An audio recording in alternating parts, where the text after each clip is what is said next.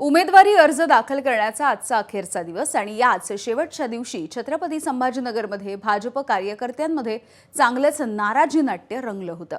इच्छुक आणि पक्षाच्या निष्ठावंत उमेदवारांना संधी न दिल्यामुळे कार्यकर्त्यांनी थेट मंत्री अतुल सावे यांच्या घराच्या बाहेर राडा केला।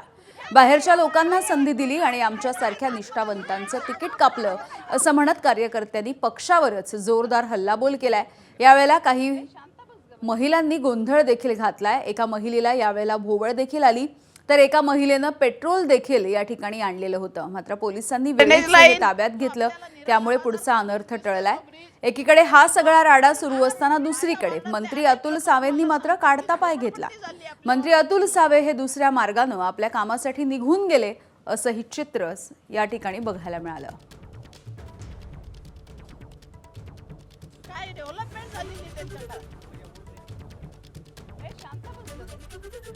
हॅलो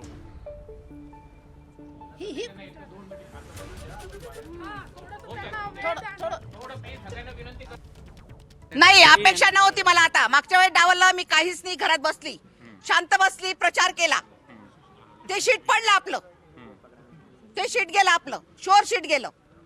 त्यांनी आत्मपरीक्षण करायला पाहिजे की असं का होतं, असं का झालं। नाही, परत तीच चूक, हे योग्य नाहीये। मी आमरण उपोषणाला फॉर्म भरून आल्यानंतर इथे आमरण उपोषणाला बसणार आहे। ते म्हणतात सर्वे मध्ये नाव आलं नाहीये, वरून नाव आले। चित्रोळ सरांना आता फोन केला, वरून नाव आले। वरून काय माहिती दिव्या मराठे कोण आहे? तुम्हाला जर 18 वर्षाची काम करणारी महिला माहित नाही आणि 15 दिवस स्वतःचे पॉम्पलेट वाटणारी महिला माहिती आहे, तर हे योग्य नाहीये, हे योग्य नाहीये। अहो, मी 30 वर्ष झाले झक मारतोय भाजपमध्ये। कुत्र विचारित नव्हतं त्यावेळेस आम्ही काम केलेलं आहे। सगळ्या पदाधिकारी मुंडे साहेबापासून काम केलेलं आम्ही, आणि आम्हालाच हे हाकलतात। मी मंडळाचा प्रत्येक पक्षाचं काम जबाबदारीने पार पाडलेलं आहे। मी पक्षाचा पदाधिकारी आहे। युवा मोर्चा शहराध्यक्ष राहिलो, कामगार मोर्चा उपाध्यक्ष राहिलो, अनुसूचित मोर्चाचा 3 वर्षापासून मी जिल्हा सरचिटणीस आहे। मी काय चुकलं माझं यांनी मला सांगावं, का बरं माझ्यासोबत यांनी असं केलं? कशामुळं? काय आमच्या निष्ठावंतात कमी राहिली? आमच्या निष्ठावंतात काय कमी राहिली?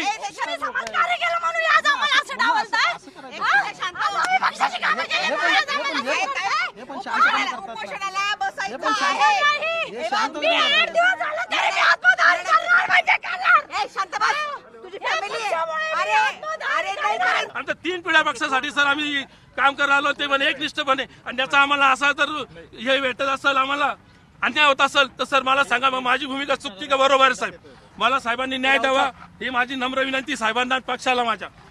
भारतीय जनता पार्टीच्या 41 वर्षापासून मी काम करतो, 84 पासून। 95 ला निवडणूक लढवली होती, 30 वर्षापासून रिझर्वेशन होतं, मला तिकीट मिळालं नाही। या वेळेला फॉर्म भरला, सगळ्या नेत्यांनी सांगितलं तुम्हाला तिकीट देऊ, आणि काल जो निवडणुकीच्या प्रोसिजर मध्ये होता त्याला आम्हाला अंधारात ठेवून त्याला तिकीट दिलं। ओबीसी ला ओपन मधून दिलं, ओपन सीट महिलांसाठी सुटलेली असताना भाजपा बदललंय, पैशावर चाललंय असा आमचा स्पष्ट आरोप आहे। पैसा लो, पैसा फेको और तिकीट लेके जाओ, हेच झालं। एबीपी माझा, उघडा डोळे बघा नीट।